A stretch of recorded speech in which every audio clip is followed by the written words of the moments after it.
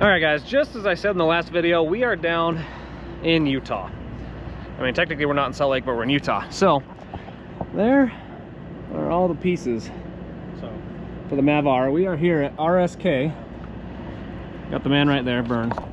He's got some sweet stuff that we're going to show you, but we're getting a couple bushings pressed out of this, and then we're going to be taking these to the next stop, which you'll see here in a minute. Let's go inside. Let's see what cool stuff Vern is working on. All right, obviously me being the Mav R guy, I want to show you some of the cool stuff Vern's got for his Mav R. So he's got his grill inserts that he's working on. This is just his first prototype, so those will be ready here shortly. And then everybody's seen my cage for my car and Brianna's car, which I'll put a picture here of the roof scoop, but he eliminated that. Now this isn't done. He's going to bring this out a little bit so everything coming off the windshield gets hit here, but it's going to all go through there, and instead of having something sitting on top of the cage. But yeah, like I said, this is going to come out a little bit, so as wind comes up off the windshield, it's going to hit and capture and go right through there. And then it starts out a little bit wider and it goes a little bit narrower as it goes before it dumps into the intake. So pretty excited for that. This is going to be cool. So this is actually Brianna's new cage. So it's going off to Colton at Tooele powder coating here shortly, once Vern's finished with that one, and then we're going to be installing that on Brianna's car. So I'll probably be doing that before the suspension, but that's actually what we're working on right now, is Vern and Ren pushing out the bushings. It's a pain, so we're going to finish that, and then we're going to head to the next spot. All right, guys, we are here in Tooele. There is all of the pieces that have been missing off the Mav Rs. I shouldn't say missing, all the pieces I took off. So we are at Tooele powder coating. Now, Colton and his team here, they did Brianna's cage, the purple, which is called Dirty Magic, and then they did the gold car cage, which is like a black with a gold flake. And so all of that is going those two colors. So obviously Brianna's stuff is going the purple, and mine's going black with the gold flake. So no more yellow and gold that clashed really bad. Really bad. There we go, I can talk. So we're gonna go inside, talk to Colton, but if you guys need powder coating, this dude is the best. This is who I use for everything. So here we are. So we got Colton. You guys know Ren. This is my boy Traden. These guys do a little everything. So they do custom, industrial, commercial, and residential. So they do a little bit of everything. So we're actually gonna take you out, show you the shop, all of the fun stuff, but here's just some of the work. And you guys have seen my car and Brianna's car. So you already know what he's done on those, but we're gonna go out, look through the shop, and just show you around.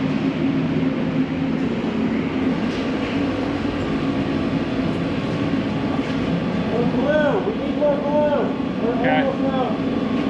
So yeah, so this is our big booth. So we got two booths, two ovens. Okay. This is our big one, our small one's over there. Then we have a small oven and a big booth. This just helps us kind of work through smaller custom jobs quicker. That way we're not tying up our big oven. Yeah, we've got two places we can get them done in. So that's before, and this is after? Yep. I've never actually seen the back end of this, so seeing it completely covered in powder is... Yeah, no, absolutely. Feel free to. I'm going to start spraying here, so. That's pretty cool. So I've never seen this. I'm assuming most of you haven't either, but it's just the dust.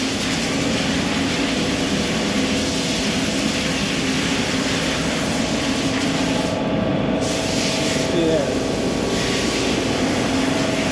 And the finished product, is this the same color? So here is your finish. Pretty cool. All right, so you saw the before and after, but now Colton is gonna actually kind of tell you how this all works. So this is Colton, he owns the place. So to put it in simple terms, we have a specialized gun. Here is a Sam's Kremlin. We've also got a HEMA, so we use both guns to help speed up the process. Okay. But in a nutshell, how it works, if you see down here, we have a ground strap attached to the cart. Okay. So the powder coming through the gun crosses over an electrode which statically charges the powder. Okay. All the parts on the cart that you see are now grounded. So the way it works is you have positive charged particles of powder that adhere to the grounded part. Okay. So it's a pretty simple process, but there is lots of tips and tricks and techniques that go into, you know, for one, having a durable finish.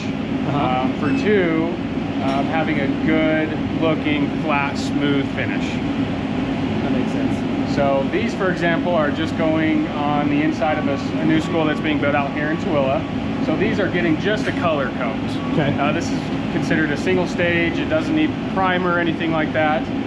But we can do a rust corrosion or a rust preventative zinc enriched primer that we normally spray on everything that goes outside unless specified by the customer. That makes sense.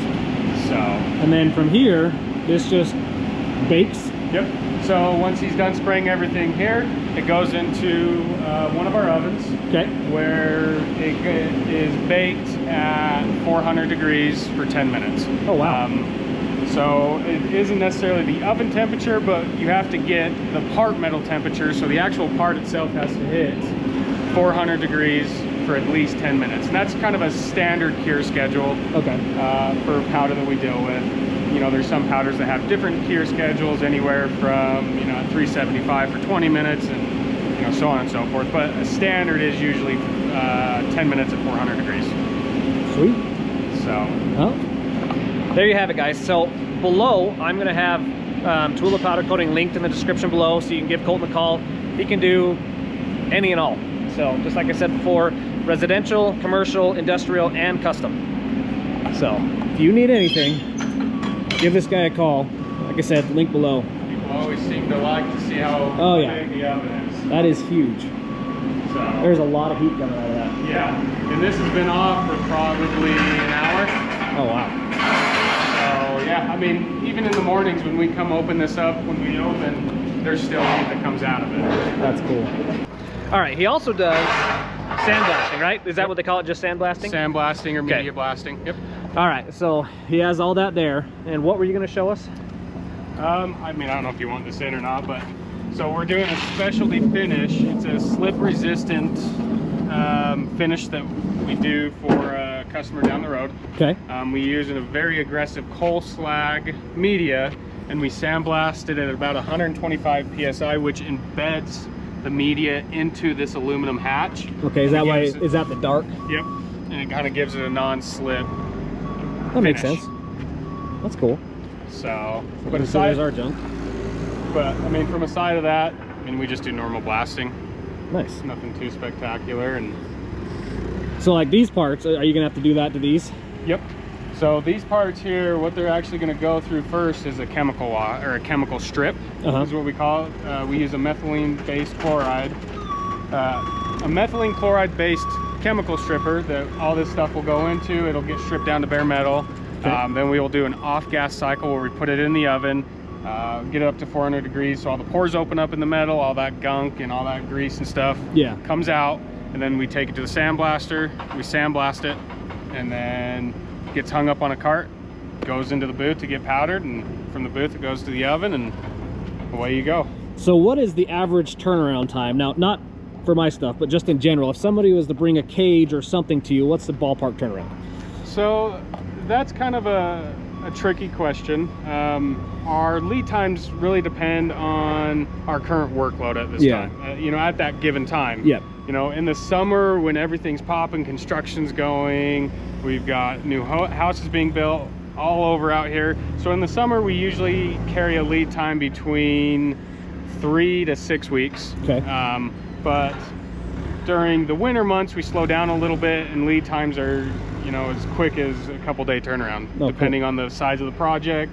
You know, something small comes in, we usually knock it out in just a couple of days. Cool. All right, guys, so there you have it. We are all done down here. We are going to head back to Idaho, and that's the next big thing that we have going for the Mav R cars. So over the next few weeks, we've got some of the stuff I've already talked about. So we got the whips going in, finish putting it all back together after tearing it apart, and then once all the suspension's done, me and this guy get to figure out how to put them back together. So I don't remember pulling much of how I pulled them apart because it was like 2 months ago, but we'll get it. yeah, it's part of the game. So, all right, guys, thanks for watching. If you liked what you saw, like, subscribe, comment, you know, all the good stuff. So we'll see you in the next one.